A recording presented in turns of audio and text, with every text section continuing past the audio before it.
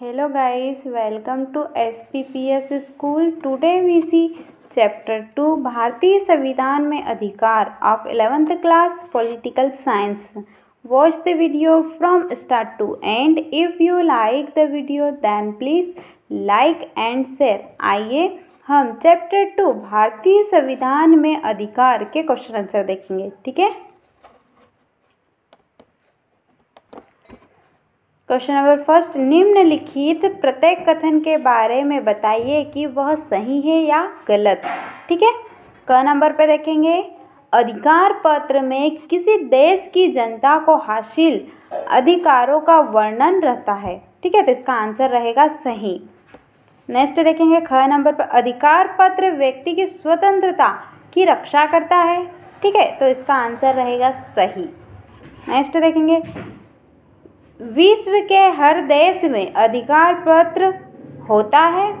विश्व के हर देश में अधिकार पत्र होता है. ठीक है, तो इसका आंसर रहेगा गलत. नेक्स्ट क्वेश्चन नंबर 2, निम्नलिखित में कौन मौलिक अधिकारों का सबसे सटीक वर्णन है. ठीक है, तो क नंबर पे देखेंगे, किसी व्यक्ति को प्राप्त समस्त अधिकार. ख नंबर पे देखेंगे, कानून द्वारा नागरिक को प्रदत्त समस्त अधिकार. संविधान द्वारा प्रदत्त और सुरक्षित समस्त अधिकार. संविधान द्वारा प्रदत्त ये अधिकार जिन पर कभी प्रतिबंध नहीं लगाया जा सकता. ठीक है, तो इसका राइट आंसर रहेगा संविधान द्वारा प्रदत्त और सुरक्षित समस्त अधिकार. ठीक है. नेक्स्ट क्वेश्चन देखेंगे, क्वेश्चन नंबर 3,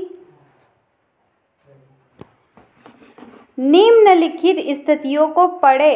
प्रत्येक स्थिति के बारे में बताइए कि किस मौलिक अधिकार का उपयोग या उल्लंघन हो रहा है और कैसे. ठीक है. फर्स्ट क नंबर पे देखेंगे,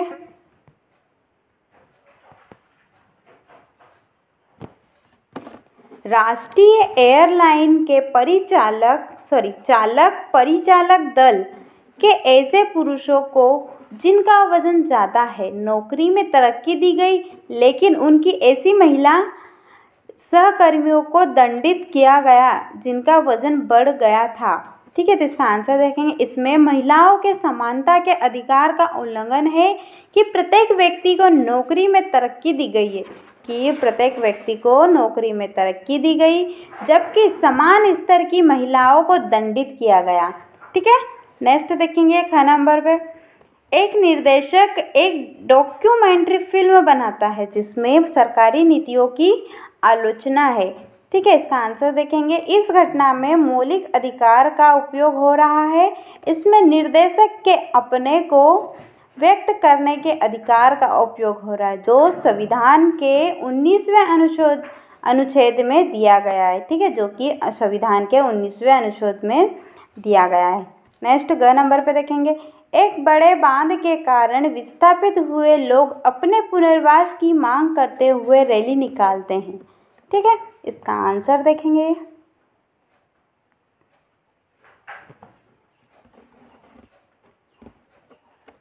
इस घटना में मौलिक अधिकार का उपयोग हो रहा है.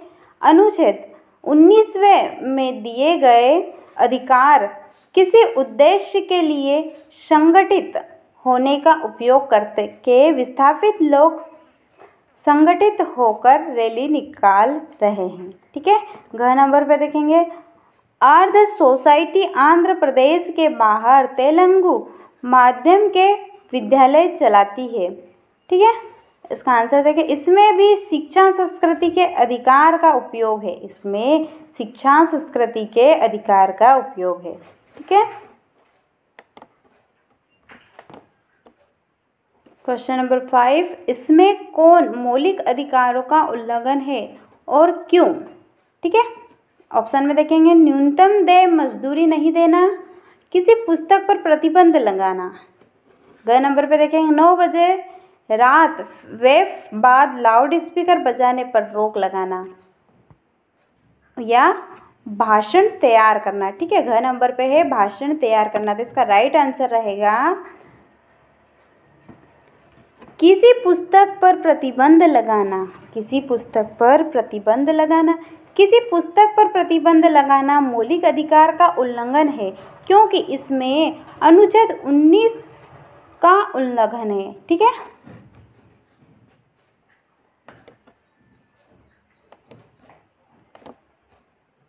क्वेश्चन नंबर 6, गरीबों के बीच काम कर रहे एक कार्यकर्ता का कहना है कि गरीबों को मौलिक अधिकारों की ज़रूरत नहीं है। ठीक है। उनके लिए ज़रूरी यह है कि नीति निर्देशक सिद्धांतों को कानूनी तौर पर बाध्यकारी बना दिया जाए। ठीक है। उनके लिए क्या ज़रूरी है कि नीति निर्देशक सिद्धांतों को कानूनी तौर पर बाध्यकारी बना दिया जाए। क्या आप इससे सहमत हैं? अपने उत्तर का कारण बताइए। ठीक है। इसका आंसर देखेंगे। हम इस बात से सहमत नहीं हैं क्योंकि नागरिकों के लिए मौलिक अधिकार नीति निर्देशक तत्वों के अधिकार जरूरी है। दूसरी नीति निर्देशक तत्वों को बाध्यकारी नहीं बनाया जा सकता है क्योंकि हमारे पास सभी को नीति निर्देशक तत्वों में दी गई सुविधाओं को देने के लिए पर्याप्त स्रोत नहीं है। ठीक है। नेक्स्ट क्वेश्चन देखेंगे। क्वेश्चन नंबर 7, अनेक रिपोर्टों से पता चलता है कि जो वे जातियाँ पहले झाड़ू देने के काम में लगी थी उन्हें अब भी मजबूरन यही काम करना पड़ रहा है। जो लोग अधिकार पदों पर बैठे हैं वे इन्हें कोई और काम नहीं देते। इनके बच्चों को पढ़ाई लिखाई करने पर हतोत्साहित किया जाता है। इस उदाहरण में किस मौलिक अधिकार का उल्लंघन हो रहा है? ठीक है। इसका आंसर देखेंगे। इस रिपोर्ट में अनुच्छेद 16 में दिए गए काम के क्षेत्र में समानता के अधिकार का उल्लंघन हो रहा है। ठीक है। 16 में दिए गए अनुच्छेद 16 में दिए गए काम के क्षेत्र में समानता के अधिकार का उल्लंघन हो रहा है। ठीक है। क्वेश्चन नंबर 9, नीति निर्देशक तत्वों और मौलिक अधिकारों के संबंध को बताइए। ठीक है। इसका आंसर देखेंगे। नीति निर्देशक तत्वों और मौलिक अधिकारों में संबंध। मौलिक अधिकारों और नीति निर्देशक तत्वों को एक दूसरे के पूरक के रूप में देखा जा सकता है। जहां मौलिक अधिकार सरकार के कुछ कार्यों पर प्रतिबंध लगाते हैं, वहीं नीति निर्देशक तत्व उसे कुछ कार्यों को करने की प्रेरणा देते हैं। मौलिक अधिकार खास तौर से व्यक्ति के अधिकारों को संरक्षित करते हैं। ठीक है। परंतु नीति निर्देशक तत्व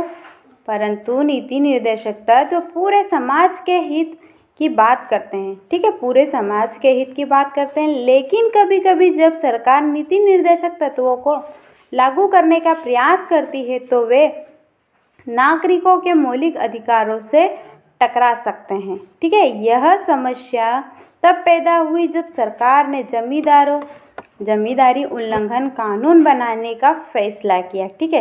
यह समस्या कब पैदा हुई? जब सरकार ने जमींदारी उन्मूलन कानून बनाने का फैसला किया। ठीक है।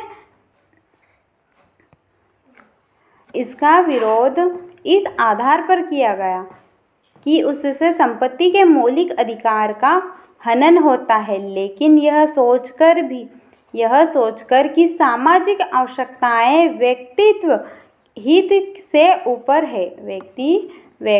के हित से ऊपर है, सरकार ने नीति निर्देशक तत्वों को लागू करने के लिए संविधान का संशोधन किया। ठीक है। नेक्स्ट देखेंगे। क्वेश्चन नंबर 10, आपके अनुसार कौन सा मौलिक अधिकार सबसे ज़्यादा महत्वपूर्ण है? आपके अनुसार कौन सा मौलिक अधिकार सबसे ज़्यादा महत्वपूर्ण है? इसके प्रावधानों को संक्षेप में लिखें और तर्क देकर बताइए कि यह क्यों महत्वपूर्ण है। ठीक है। इसका आंसर देखेंगे। भारतीय संविधान में दिया गया अंतिम अधिकार संवैधानिक उपचारों का अधिकार सबसे अधिक महत्वपूर्ण है। ठीक है। अंतिम अधिकार संवैधानिक उपचारों का अधिकार सबसे महत्वपूर्ण है क्योंकि यह अधिकार है कि अगर संविधान में किए गए अन्य मौलिक अधिकारों का उल्लंघन हो रहा हो तो यह अधिकार नागरिकों को न्यायालय में जाने का अधिकार देता है। ठीक है, तो यह अधिकार नागरिकों को न्यायालय में जाने का अधिकार देता है। डॉक्टर BR अम्बेडकर ने भी इस अधिकार को संविधान का हृदय व आत्मा कहा है। ठीक है, डॉक्टर अम्बेडकर ने भी इस अधिकार को संविधान का हृदय व आत्मा कहा है। ठीक है।